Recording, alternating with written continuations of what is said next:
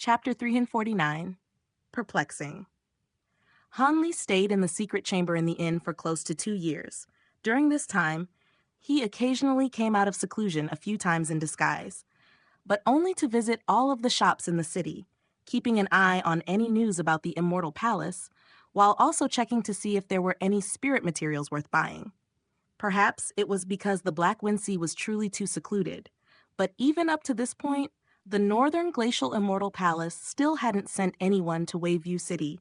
However, news of what had happened in the Blaze Dragon Dao had still managed to travel here, and it had become the most shocking piece of news in the entire Northern Glacial Immortal region in recent years. Han Li naturally paid some extra attention to this news, and he was quite relieved to hear that Taoist Hu Yan hadn't fallen into the hands of the Northern Glacial Immortal Palace. However, at the same time, he was a little perplexed about why Taoist Hu Yan wasn't also a wanted fugitive in the Immortal outlets. Aside from that, Bai Li Yan appeared to have still been alive as well. Han Li didn't have any ties to him, but he was still happy to see that Bai Li Yan hadn't met his demise. After all, he was currently wanted by the Northern Glacial Immortal Palace, so it definitely wasn't a bad thing that Bai Li Yan was diverting their attention away from him. One day, at the center of Waveview City, a burst of dazzling light erupted out of the 5-story white pagoda, and a pillar of blue light rose up from its rooftop straight into the heavens. At this moment, many of the cultivators in the city were gathered around the pagoda, watching the cultivators entering the pagoda with undisguised envy on their faces. All those who were entering the pagoda had naturally obtained teleportation spots, and it had been said that many cultivators had reaped benefits from the Black Wind Sea of late. This was the primary reason why Waveview City was already so prosperous despite being such a new city. In the crowd was a fair-skinned scholar holding a folding fan, and he was staring at the white pagoda in an expressionless manner, making it unclear what he was thinking. All of a sudden, he emerged from the crowd and stowed his folding fan away as he strode toward the pagoda. This person was none other than Han Li in disguise. After entering the pagoda, he passed through a short corridor to arrive in a spacious hall that was over 1,000 feet in size, and on either side of the hall's entrance stood a cultivator wearing Black Wind Island robes. "Please display your teleportation badge and vouching token," the black-robed cultivator on the left said to Han Li in a calm manner. Han Li flipped a hand over to produce the 2 requested objects before handing them over. The black-robed cultivator summoned a white jade tablet, which released a burst of white light that enveloped the 2 objects, following which a pair of fist-sized golden runes appeared on the tablet before vanishing in a flash.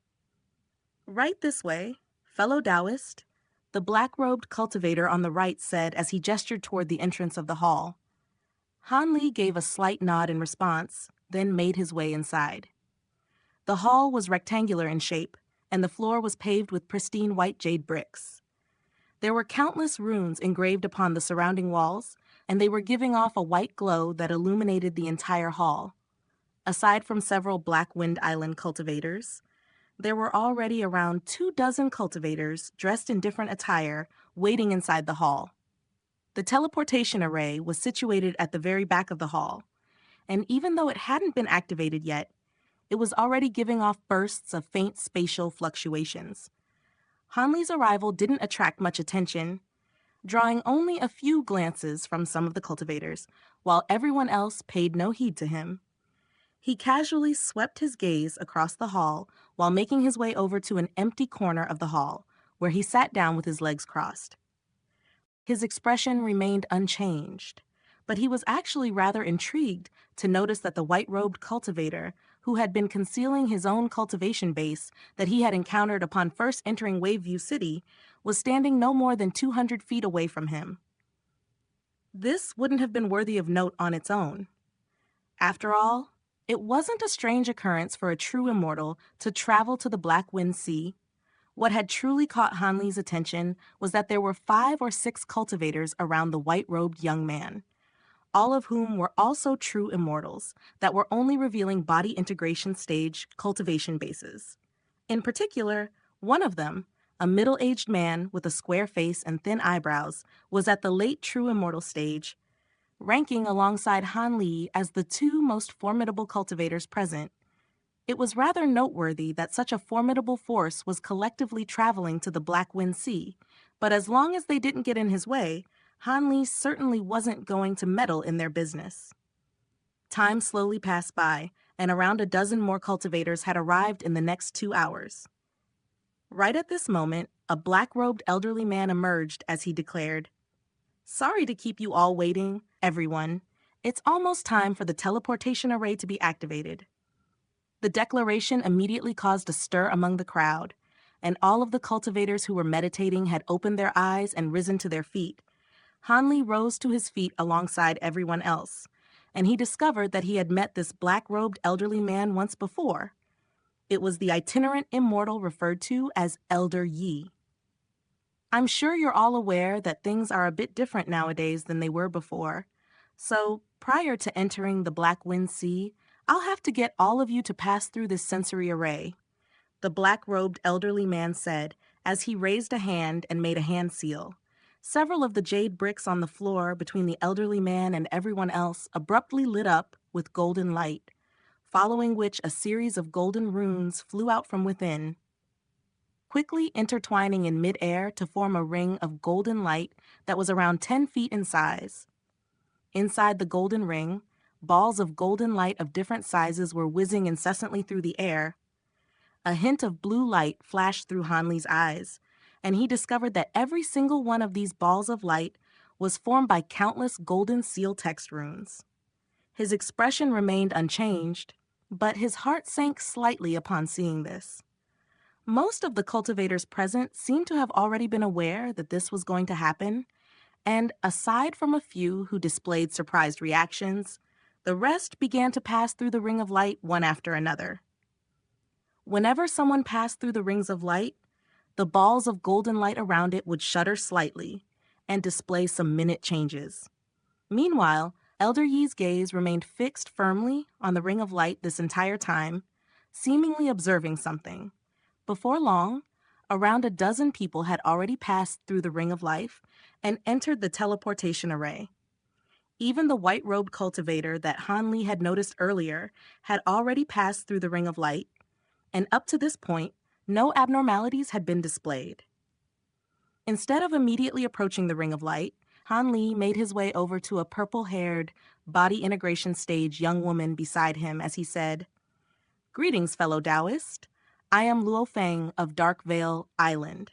I had to leave the Black Wind Sea due to clan matters several hundred years ago, and at the time, this procedure hadn't been implemented. Could it be that something's recently happened in the Black Wind Sea?" Judging from her attire, she seemed to have been a cultivator from Cedar Gift Island, which Han Li recalled was affiliated with Black Wind Island. The purple-haired woman was just about to make her way toward the ring of light when she stopped in her tracks, then turned to Han Li as she explained, "If you've been away for several centuries, then it's no surprise that you don't know about this. This is a new rule established by Island Master Lu a century ago, and I don't know the exact reasons why, but it seems to have something to do with a certain evil cultivator." "I see. Thank you for enlightening me, fellow Taoist," Han Li replied with a smile as he cupped his fist in a salute. The purple-haired young woman waved a casual hand before making her way forward. Meanwhile, Han Li's mind was racing as he cast his gaze toward the ring of golden light once again. His first thought upon hearing mention of an evil cultivator was that it had to have been himself. After all, he had killed Tao Yu, who was clearly a very important figure, and it would have only made sense for him to have been deemed an evil cultivator by the Northern Glacial Immortal Palace. However, he then quickly decided that this most likely wasn't the case. Not only had he not heard of any ties between Black Wind Island and the Northern Glacial Immortal Palace prior to this, the fact that this restriction had already been set up for a century indicated that it clearly had nothing to do with him. After all, back then, he was still in the Blaze Dragon Dao and hadn't done anything out of line. Aside from that, the white-robed cultivator hadn't triggered any reaction from the restriction, so it seemed that this restriction didn't pay any heed to one's true cultivation base. As these thoughts were flashing through Han Li's mind, more cultivators continued to pass through the golden array. At this point, there was barely anyone left around him, and the other true immortals that had concealed their true cultivation bases had also stepped into the teleportation array.